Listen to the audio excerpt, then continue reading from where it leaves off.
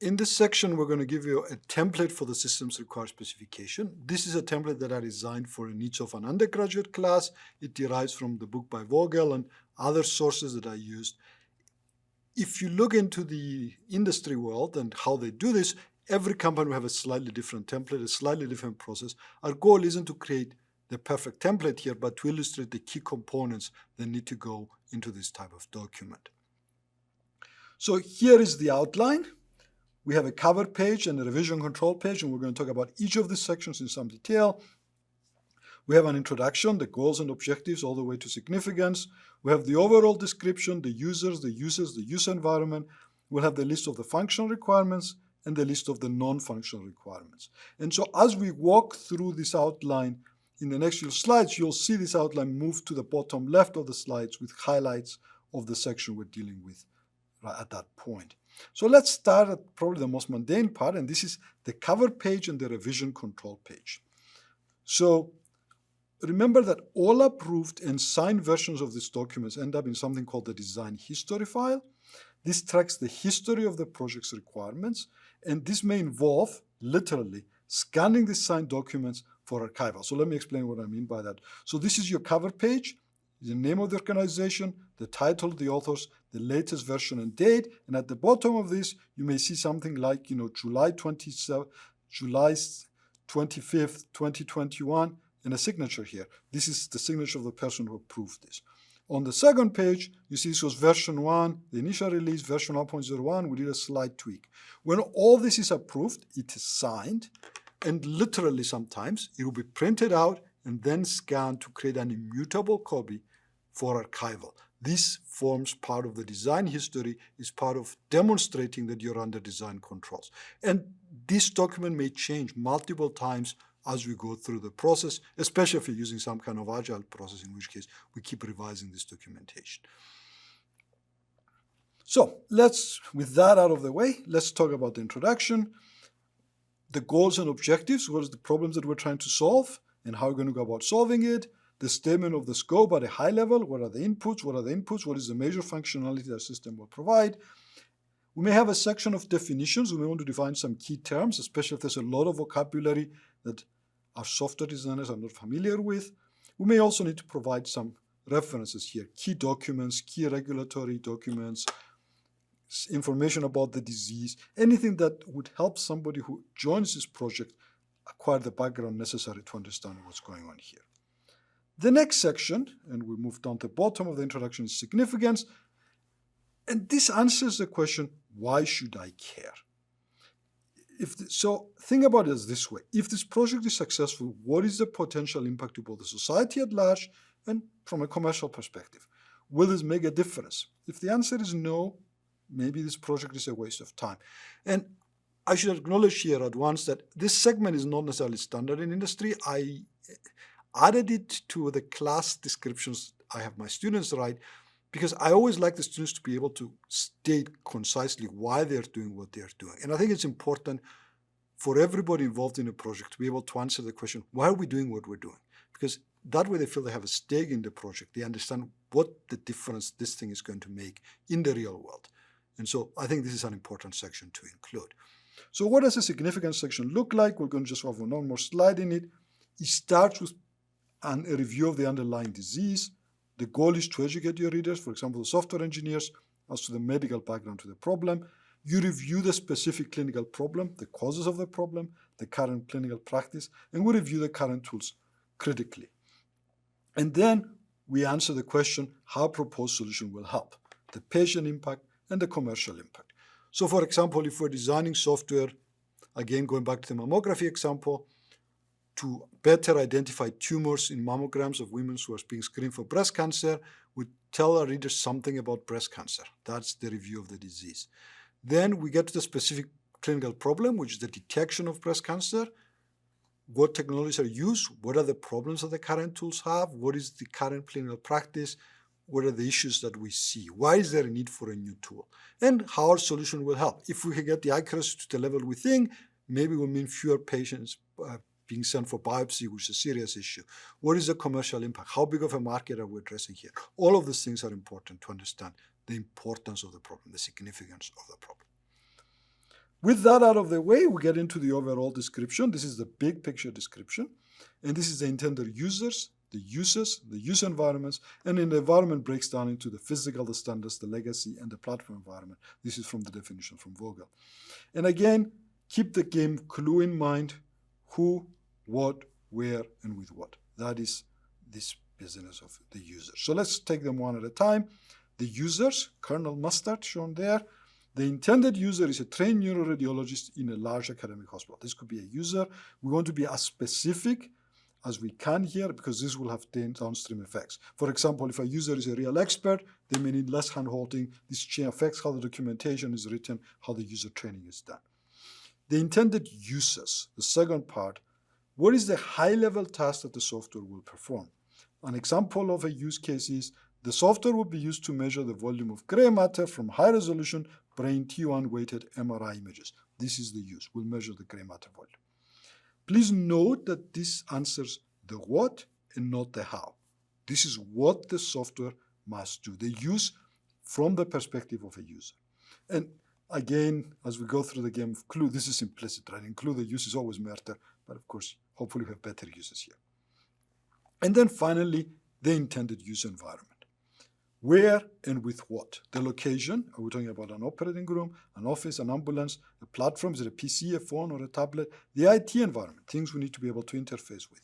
And the implicit constraints, the task-specific regulatory standards, and how things are currently done. For example, if you're viewing radiology images, we've used this example before, the images are shown left, right, flip. So if you want to think about this legacy and environment standards, maybe think about it as on-planet radiology images are shown left, right, flip. So it's part of your environment. In addition to the physical environment, all the other things become part of the environment. These affect where the software is going to operate and all the constraints that it is under. And again, from the game clue, the environment here is the ballroom and the robe of our solution from before. As an aside here, let's talk a little bit about intended use. The intended use defines the application and marketability of a product. It defines the functionality of the device. And any change to the intended use would require a submission to a regulatory body for clearance. So when your device is cleared for use, for market use approval, and for use in a hospital, what you're cleared for is for a list of intended uses. This software is cleared for use by radiologists to screen for breast cancer in mammography. If you want to change that intended use to do something more, perhaps predict outcome if no treatment is given, that means now that you need to resubmit the software for clearance because its intended use has changed. You're not just doing a small change. Changing the intended use is a major change in the software. So think about this carefully as you define your intended uses. Also, your intended uses define the risk level of a device often. So keep it in mind. It's the claims that you make for what the device is supposed to do. So with that, we get to functional requirements. Functional requirements are those things that a device must do to meet the needs of the user and to satisfy the overall goals of the project, which will ultimately satisfy the needs of the user within the constraints of the regulatory environment. So these are the functional requirements. And if you go back to the FDA's mission statements, our functional requirements, at least in my shorthand, this is not absolute, are meant to satisfy the efficacy component of the mission statement. So our software must be able to identify tumors with an accuracy of 95%. That is a functional requirement. It's what the user needs, and this is where the efficacy comes from. And then we have the non-functional requirements. These are implicit in the user's minds and assumed to be there. And these are items that are needed for regulatory approval, whether the user is aware of it or not. So here we have safety requirements, safety and cybersecurity requirements, data privacy requirements, and any other domain-specific requirements, things that are obvious and necessary, but your user will never tell you. And we may have risk management-driven requirements here. So as we evaluate what the system does, we may add requirements from our risk management process. And the final one is that we may have how well requirements, ease of use, speed, all of those things become part of the process. And I like to think of them as satisfying the safety and security aspects, although of course speed comes more under efficacy. So requirements are important, and the reason we add additional non-functional requirements is that when you say that the software is verified and validated, ultimately we're checking against the requirements. So if the system must do something, the way you ensure it must do it is by adding a requirement that it must do it. And once you have the list of requirements, then you can, as part of your verification process, go through all the requirements and verify the system does each one of them, and you have a procedure for assessing them. So that's why the risk management process results in requirements, because once you have it there as a requirement, then you have a checklist process going that you're going to verify that this thing has been done. That's how it enters into the design, as a requirement. That's the way in. And non-functional requirements are critical. The name is a little bit of a misnomer. When you hear the word non-functional, you say, okay, well, these things are secondary, but that's far from the truth. Functional requirements are necessary. Non-functional requirements are often what sells your software. Users know that they need them, but they assume that they will be there at all times. And we have a short clip here from Dr. Sarkar to talk about non-functional requirements in medical software. Suppose you're building a car. You go to your user to find out, hey, what does this car need to have? What would really make you buy it? The user might tell you, oh, it needs to accelerate really quickly, and it needs to do this, do that. They're probably not going to tell you the car needs to go in reverse, right? Nobody's going to tell you that. It's obvious. It's very important to talk to your customers, but also to understand the limitations of what the talking to customers and users is going to get you. Talking to customers is very good to figure out what their current sort of pain points are in their system of what they're using, or what would really excite them. What are features that they would love to have but they don't have. Those are the kind of things that it's very good to talk to customers about. Then there are other things, like which is the basic and the given things in the system, like for example the car going in reverse. For a non-medical example, the car needs to go in reverse, and that's something that you have to find out on your own. You need to study perhaps competitor systems. You need to study focus groups or do interviews or something, and just basically figure out from there what are the basic functionalities that need to be within your software. I think Xenios, when we were talking, you gave an example of left is right and right is left in radiology or something, right? So that's again basic. I mean, nobody's going to tell you that you need to be able to know that. So those are the basics of the system, and those are all important needs, without any of which you're either not going to be able to sell your software because it's too similar to somebody else, or is not going to meet basic requirements. So we've talked about requirements. So let's talk about how one writes a requirement. And this is a checklist from Vogel again, the book on software validation. The requirement needs to be complete, accurate, unambiguous, traceable. It needs to come from specific use cases, and it needs to be testable. And it needs to be written in a way that engineers can both understand them and act on them. So if your requirements are not written in a way that engineers can understand them and act on them, they're a waste of time. Now, most of these things are obvious, of complete and accurate. I think it's straightforward and ambiguous. It should be obvious to understand. Traceable, we just explained what that is. Let's focus on this word testable for a minute, and we'll have a couple of slides on that. So testable. The requirement as written can be used to generate a test that can objectively demonstrate that the system meets its requirement. So let me give you a bad example first. The system should be able to perform the task quickly. This is not testable. We don't know what the word quickly means. Quickly could mean anything. Let's go for a better example. The system should be able to perform the task in less than 30 seconds. Now that's a good requirement because we can now measure how long it takes a user to do a task, and we can declare success if it takes them less than 30 seconds. And if it takes more than 30 seconds, we declare failure. So the criterion is obvious, so somebody can take this requirement and design a test. Whereas the bad requirement, now we're into what does the word quickly mean? It shouldn't be left to a tester to define what the word quickly means. This is a higher level task, and we should figure it out. The other thing I would like you to think about when you write requirements is this notion of abstraction. You want to focus on the what and not on the how. You do not want to micromanage the people that come after you. You want to refrain from overly constraining the design of the actual software. So, for example, you will not specify the font size for a user interface in a system requirement specification unless this is deemed absolutely necessary. The fonts for this type of software are always 12 point. You must use 12-point font. But you should specify, and this is where we transition into the what world as opposed to the how world, that your user is visually impaired and they need to be able to read the screen from 2 feet away, and the screen is going to be at least 27 inches large. Those are what?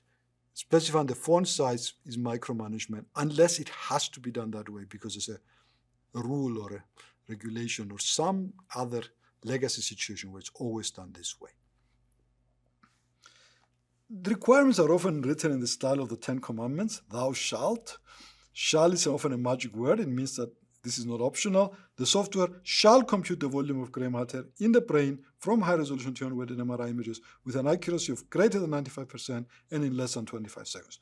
So shall, that is the magic word that tells you this absolutely has to happen. And you can see bolted at the bottom the criteria for success.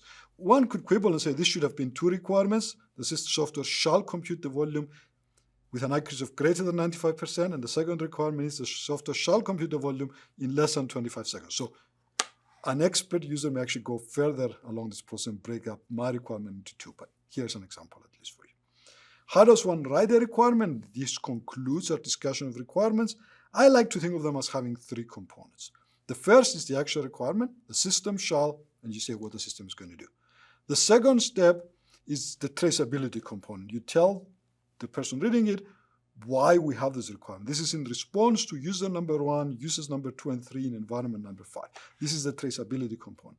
And then the third component, I think this is important, again, you want to explain to people why we're doing what we're doing, is a short narrative description. The reason we need this requirement to be in place is because it enables this particular functionality, and it's really important because without this, the system can't operate appropriately. We'll give examples of this in the next segment as we take on the story of writing a system requirement specification document for our image-guided neuroscience navigation example project. Thank you.